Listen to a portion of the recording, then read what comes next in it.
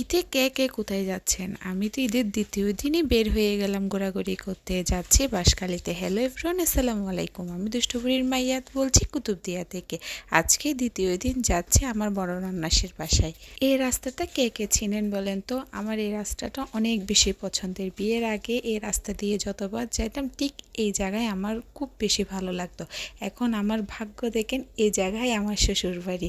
বাবার বাড়ি কুতুবদিয়া ছিল, তাই ভাবতাম কখনো আমার শ্বশুরবাড়ি কুতুবদিয়া হবে না। এই জায়গাটি পছন্দের ছিল, আল্লাহ আমার আসল ঠিকানা এই জায়গায় লিখে দিয়েছেন। এখন আমরা সবাই যাচ্ছি দুরুং ঘাটে এসেছি। এখন এখান থেকে আমরা সোনোয়া ঘাটে যাব। বুটে উঠে গেলাম আমরা সবাই, ভয় লাগছিল অনেক বেশি, তারপরে হালকা করে ভিডিও ক্যাপচার করে নিলাম। জম্বেশ আয়োজন ছিল, কি রেখে কি খাবো বুঝতে পারছি না। খাবারগুলো অনেক অনেক বেশি মজা হয়েছিল। ঈদ ঈদ ফিল হয় যদি ঘোরাঘুরি করি। ঘোরাঘুরি করলে মনটা অনেক বেশি ভালো লাগে। আপুর ছাদে গিয়েছিলাম, অনেক বেশি সুন্দর ছিল ছাদটি।